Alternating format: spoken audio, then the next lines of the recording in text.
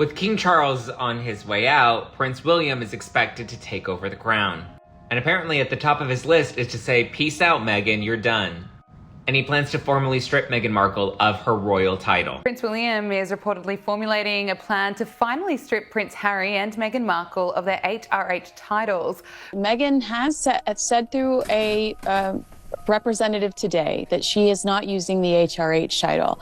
We have literal, tangible proof.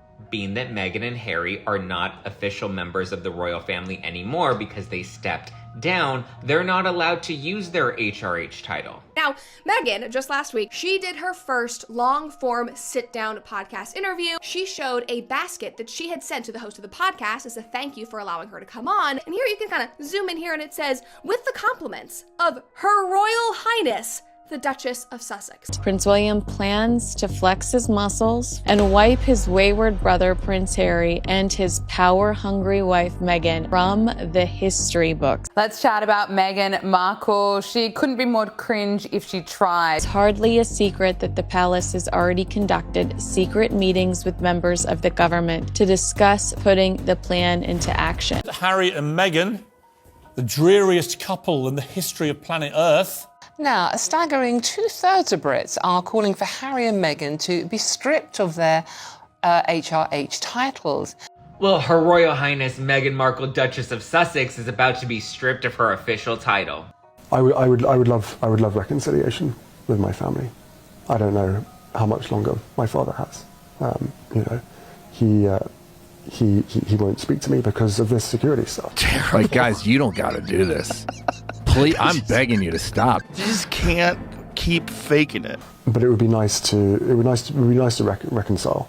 If they don't want that, that's entirely up to them. Harry's digging an even bigger hole for himself here. Well, I think he's dug so deep now, he'll strike water any day now. Still using her royal title, HRH, despite our late Queen warning her against... Are you joking? It's bad. It's terrible. It's stupid. Prince William, he's reportedly furious after it emerged that Meghan Markle is still using her HRH title despite agreeing to drop the title when the Sussexes left royal duties. The American actress who became a duchess, who tried to destroy the royal family, which then booted them out of England. Meghan Markle has been very brazen recently with the use of the HRH. We immediately went into the trenches together. Yeah. But she said she was in the trenches. She alludes to being in the trenches when she was in the British royal family. Girl, you lived in a castle. Like, you got a princess title. People were falling at your feet. People would run your bathwater for you. I mean, I could list the perks. I could list them forever. The trenches, she has got to, the Delulu is on another level. Sometimes I envy it. It was agreed with Queen Elizabeth that they will not use the HRH title. That is a long-standing precedent, and there's good reason for it. Basically, the HRH is only given to working royals and senior members of the royal family. He's a duplicitous, self-centered, vile, disloyal hypocrite. The hypocrisy is beyond anything I've ever seen. Brat, to be honest, and very, very entitled. She is relentless, she is shameless, and she is exhausting. You are not a successful female entrepreneur. It's not a financial thing. Working royals do not profit. They do not use their names to make money. It's an honour to have an HRH. Absolutely. So the fact that she's continued to use this HRH when they've been instructed not to, I think is absolutely infuriating in Buckingham Palace. When the stakes are this high, doesn't it make more sense to hear our story from us? Oh, shut up. What do you mean the stakes are this high? Who do you think you are? Other than a latte-munching imbecile living in luxury in California while the rest of the world's a cost of living crisis, moaning and whining about an institution which gave you the titles on which you now trade millions of dollars. What are you talking about? What stakes? Harry and Meghan, they have an issue when it comes to their memory and when it comes to the truth. You're in America now, and we don't give a shit about you. You're not our fucking prince. You'll never be king. We hate your wife. Stay at home in your $29 million mansion, all right? Oh my God, I can't even. These two, Meghan and Harry, are the worst. Welcome back to Tea Time with Tina. If you thought the Sussex saga was over, think again. These two have spent years crafting a narrative of victimhood so delicate it couldn't survive a stiff breeze. One minute they're step-back saints protecting their privacy, the next they're Netflix's highest-paid sob-fest hosts. Released their $100 million documentary series on Netflix. There are trailers for this, and viewers with sensitive stomachs should look away now. Why did you want to make this documentary? No one sees what's happening behind closed doors. Utterly nauseating. I literally recoiled while watching it.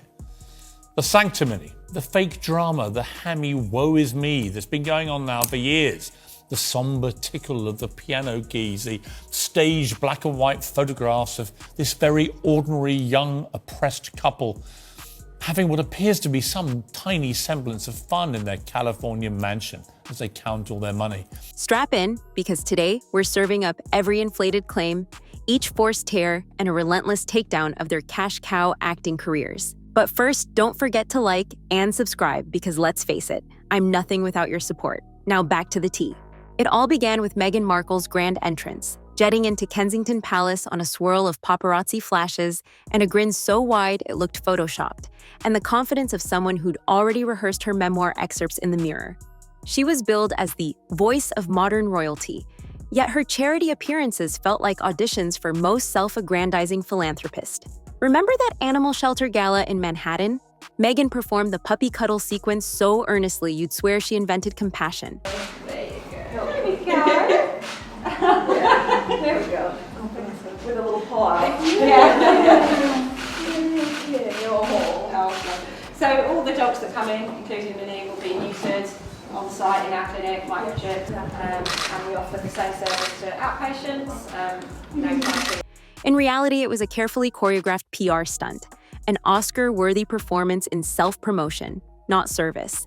Meanwhile, Harry, once the fiery ginger prince, has devolved into the poster child for privileged male ennui. His memoir, dripping with wounded child anecdotes, read like the world's most expensive therapy session. Every page oozed victimhood. They didn't let me play paintball.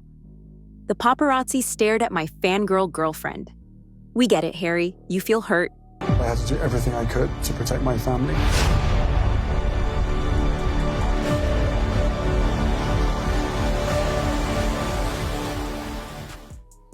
I mean, nothing says protecting your family like doing a reality TV fly-on-the-wall documentary about every aspect of your family life for the delectation of the entire planet. Does it, Harry? But when you sell your pain for a multi-million-dollar Netflix contract, hurt becomes high-priced commodity. His transition from soldier to sob story mogul is less man of the people and more CEO of Self-Pity Inc. It's really hard to look back on it now and go, what on earth happened? Everything changed. There's a hierarchy of the family. You know, there's leaking, but there's also planting of stories. It's a dirty game. The pain and suffering, I was terrified. I didn't want history to repeat itself. No one knows the full truth. We know the full truth. And then everything changed. Just in a snap, everything changed. What could it have been? What could it have been that changed? Could it have been you guys being narcissistic jerks at every turn, bullying members of the palace, complaining constantly if not every piece of press was complimentary enough of you, being nasty to William and Kate? I could go on. Meghan Markle, part-time duchess, full-time camera magnet. She stormed royal life with all the subtlety of a glitter bomb. Every smile calibrated, every soft lighting selfie engineered for maximum engagement. Her Instagram became a shrine to personal branding. Check out my humanitarian trip, limited behind-the-scenes footage only on my Patreon. She'd deliver lines about giving voice to the voiceless while clutching a couture clutch that cost more than most attendees make in a year. It's performance art, an exquisite display of moral one-upmanship. And don't forget the TED Talk-style speeches on empowerment, complete with polished teleprompter cadence and that slight head tilt she's trademarked. You are creating the product that is needed within the community. You'll be able to become the provider for everything about the economy and what you need as opposed to getting it externally. You are feeding yourselves through that work. And on top of which, being able to enable these women to have the power to then own the company is amazing.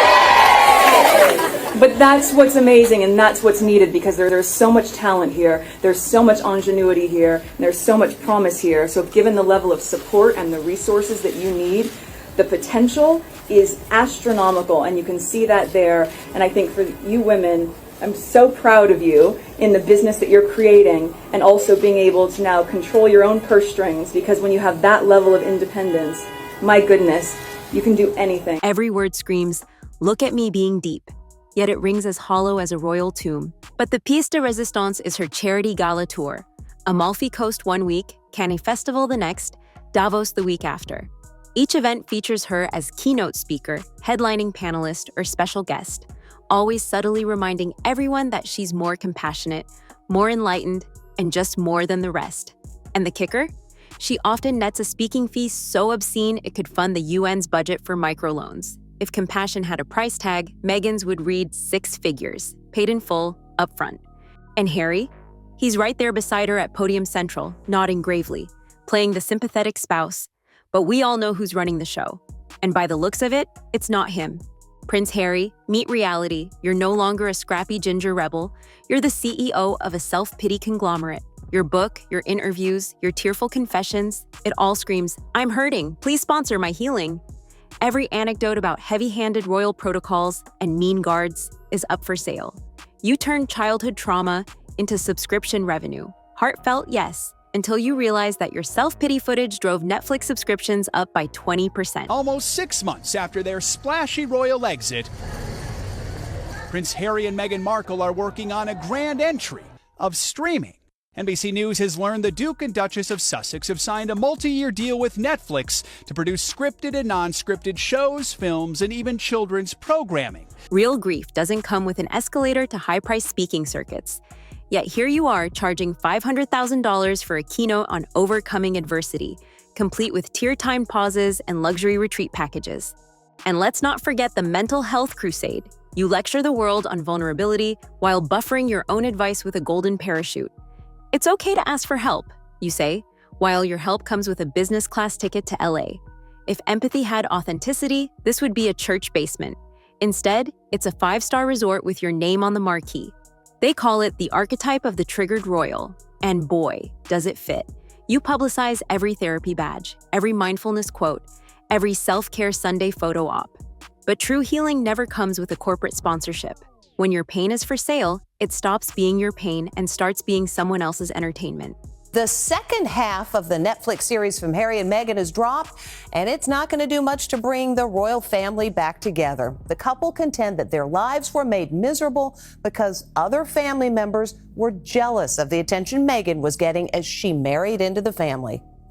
It's your brother. I'm not going to say anything. She says her mental health declined to the point where she contemplated suicide. All of this will stop if I'm not here. Megxit, the portmanteau that should have been trademarked, except they'd have sold the rights back to us. Announced as a step back for family privacy, it morphed into a masterclass in hypocrisy. They stormed out of royal duty, only to storm into Hollywood boardrooms, wielding grievances like laser pointers to the press.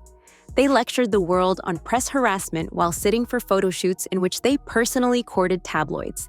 They demanded respect for privacy, then invited Oprah into their living room for a 3-hour revenge odyssey. Were you silent or were you silenced? Almost unsurvivable. My biggest concern was history repeating itself. Privacy, it seemed, was like a unicorn, lovely in theory, impossible to catch, and profitable to exploit.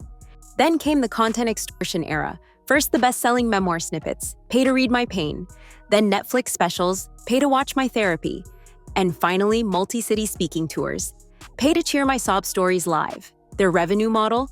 Emotional toll booths at every corner, charging admission in exchange for their curated vulnerability. Which begs the question, if they wanted privacy so desperately, why did every move feel like a contract negotiation? Why did each tearful plea for understanding come embedded in a multi-platform distribution deal? They weaponized hurt for profit. But of course, the real measure of success of both of them will be the same as it always has been. How much damage can they inflict on our royal family, on our monarchy? I said it before, I'll say it again tonight. King Charles should strip them of all their remaining titles and cast them out from any connection to the royal family. How could any of them trust them, as far as I could throw them?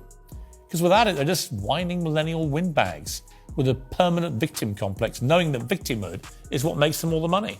and now we're all complicit consumers in their self-help economy. When the royal scandal pipeline ran dry, Meghan and Harry pivoted to wellness, because nothing says authentic transformation like selling Zen at premium prices. Meghan's aura cleansing retreats promise to align your chakras while you sip $15 herbal tea. Every retreat includes a pay-what-you-can donation tier, starting at $2,000. Harry's Mindful Monarch seminars tour the globe, teaching healing through heritage for the low cost of a private jet charter. Attendees arrive expecting genuine vulnerability. They leave with branded yoga mats and a year's subscription to his new Healing Herald newsletter. The message, trauma is transferable. Just hand over your credit card and they'll show you the light. It's the ultimate self-help hustle. They package their own emotional roller coaster into consumer-friendly modules. Discover your power, they say. Meanwhile, their power is measured in bank transfers. Next thing you know, they'll be hawking royalty-approved essential oil diffusers and Sussex Seal of Self-Love scented candles. And you'll be paying retail for their redemption story. Enter Oprah, the queen of serious faces and sympathetic nods. Meghan and Harry sat down for a 3-hour marathon titled Tell All or Die Trying. With soft lighting, moody music, and those pregnant pauses Oprah loves, they unloaded grievances so grandiose it felt like watching a 2-person theater production. Were you silent or were you silenced? I want to make it clear to everybody, there is no subject that's off limits. Almost unsurvivable sounds like there was a breaking point. My biggest concern was history repeating itself. You've said some pretty shocking things here. Wait, hold up, wait a minute.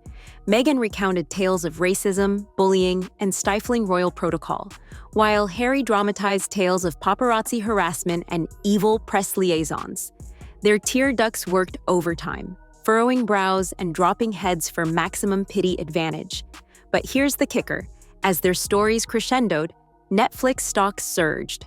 You could almost hear the cash registers ringing with every sniffle.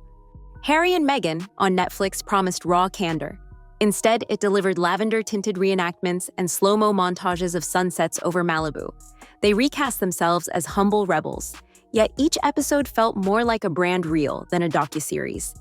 Slow pans over manicured lawns, moody close-ups of Meghan's makeup. Hollywood glitter masks every shaky confession. They reframe every royal tradition as oppressive. Curtsies become forced deference. Garden parties become elite spectacles. Afternoon tea becomes colonial contrivance.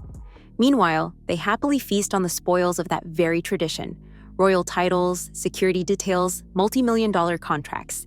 It's the ultimate remix. Take the crown's greatest hits, scratch out the parts you don't like, then sell the album back to the public, minus any royalties to the original artists. Harry and Meghan, the dreariest couple in the history of planet Earth, famously abandoned their royal duties for a life of privacy. They left the goldfish bowl of Great Britain for the camouflage of California, remember? Famously sheltered from the evil British press. And since then, they've kept an incredibly low profile, as they vowed to. If you excuse the massive book deals, the Silicon Valley startups, the preaching videos about well-being, the podcasts, the speeches, and the major network interviews with everyone from Oprah Winfrey to James Corden. And viewers, they log in expecting truth and get a highlight reel of grievance. 8 episodes later, you're left wondering, was this a documentary, a dramatization, or a prolonged infomercial for Meghan's next unapologetic memoir? So here we stand, Meghan and Harry, the 2-person PR juggernaut, churning out tears, hashtags, and revenue streams, while masquerading as champions of the voiceless. They've weaponized hurt for profit, monetized trauma, and turned royal decency into blockbuster content. But here's the secret weapon: our attention. The moment we walk away, their empire collapses. True authenticity doesn't need a Netflix deal. True courage doesn't sell tickets to your confessions. True royalty isn't self-appointed. It's inherited, time-tested, and doesn't need fixes. Meghan and Harry want you to subscribe to their pity channel, buy their merch, and feed the machine. But you hold the power to click away. So here's your mission. Smash that like button if you're done with the Royal Reality Remix. Subscribe for unfiltered hot takes on every staged sob scene and scripted confessional. And drop a comment telling us your most outrageous Harry and Meghan moment, whether it's a tear-jerking Netflix scene, a cringeworthy gala speech, or that wellness retreat priced like a small mortgage. Let's expose the grandest con of them all: calling self-promotion public service. Because when the curtain falls, we'll be the ones left standing, popcorn in hand, phones off silent, ready for the next act in the most spectacular royal racket of our time. Thank you for watching. Until next time, stay tuned, stay safe, and stay informed. Only on Tea Time with Tina.